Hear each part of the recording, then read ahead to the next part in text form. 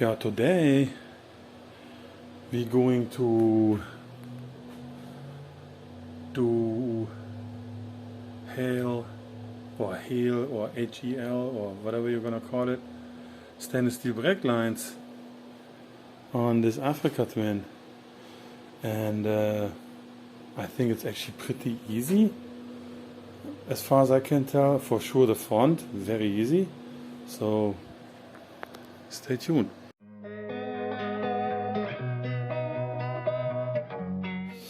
So first thing, I dropped some and took one of those out, let the brake fluid run in the bag, and this cover here you can actually just pop off. It's only one screw there and it pops off. You can leave the fender installed, there's no reason to take this fender off, and I think there is no reason to remove anything else, at least on those 2018 models, because you know the newer ones, they got that handbrake.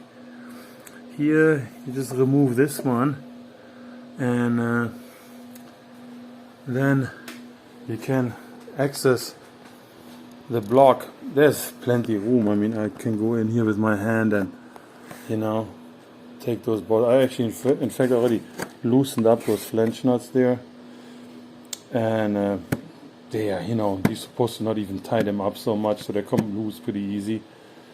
And I'm gonna remove those lines, go into the bottom, and then real quick removing the line that goes here to the top, to the front brake cylinder, which is right here, super easy, and put the white brake lines, the stainless steel brake lines on.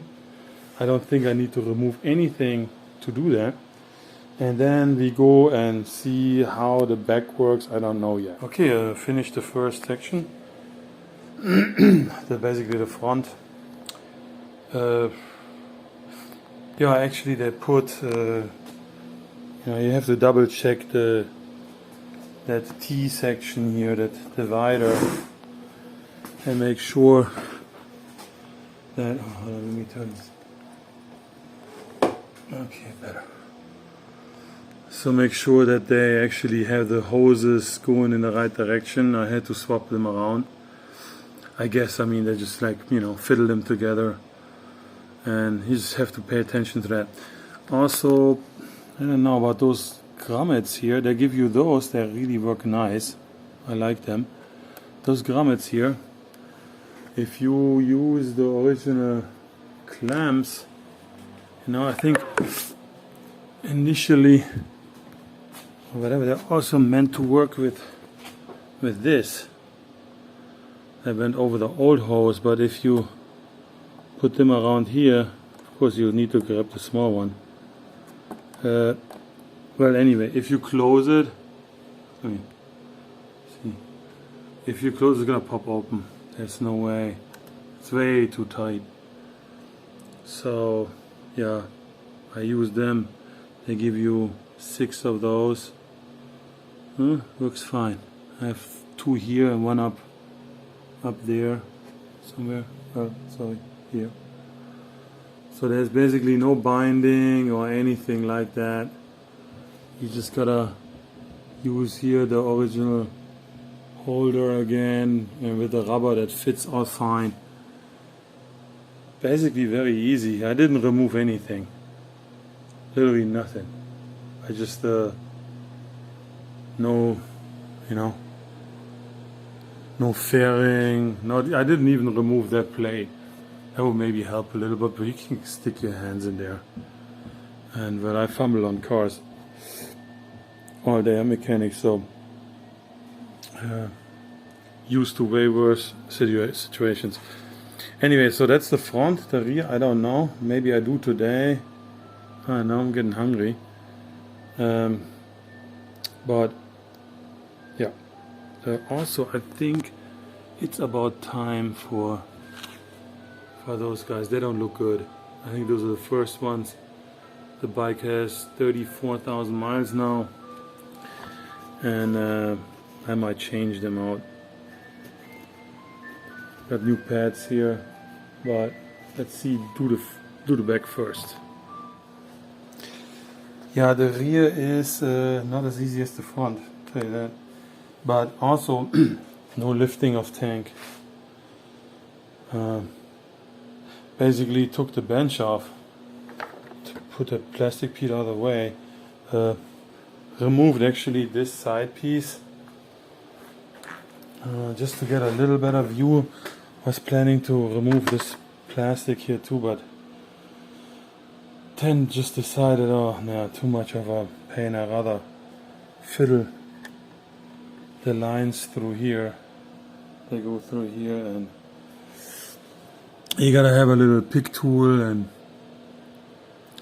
work yourself through, and then just gotta put this all neat back together down here, the different clamps and stuff, and basically done.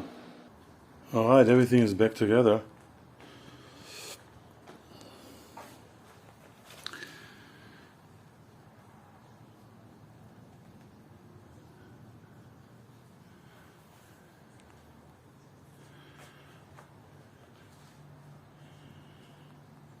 The front was very easy.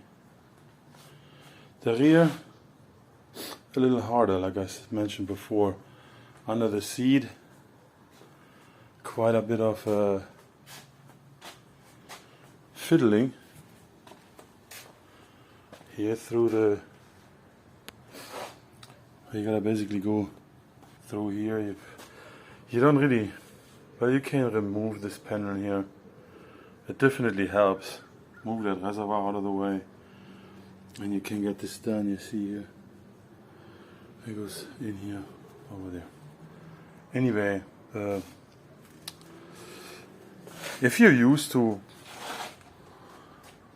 working like, you know, on tight stuff, that should be not a big deal. But if you're not used to this stuff at all, the rear could be probably a little bit difficult for some people. But I mean, you just gotta take your time. You know, the whole thing took me maybe 2 hours, 3 hours, I don't know. But I didn't rush. So yeah, basically that's it. Bleeding, I think I mentioned in a previous video, it helps if you have something like this. I don't know, $30. Bleeding gun. Then I usually go in first, like, you know, take the majority of the air out. Always start on the farthest position of your brake cylinder first. If you have two calipers on a system, which would be then on the left side, and then you do this. And in the rear, I mean, there's only one. So, and when I'm done with this, I'm usually do also the conventional way, you know, 5, 6, 7 times. Pump, open the valve, close it, let it go. Pump, open the valve, close it, let it go, and you do that 5, 6 times until you feel the brake gets real stiff. And I think, I'm not sure, but I think I can already feel a difference. But let's see how that actually is while driving. And I still wait for a microphone for my camera, and then I probably start doing a few videos, riding, talking, you know, nice scenery stuff here. Also maybe just some city drive through downtown. People who not from here can see that. And yeah, springtime we plan to go to Big Bend. That's probably a nice trip. And of course, along the way, always a little bit of wrenching. See you next time.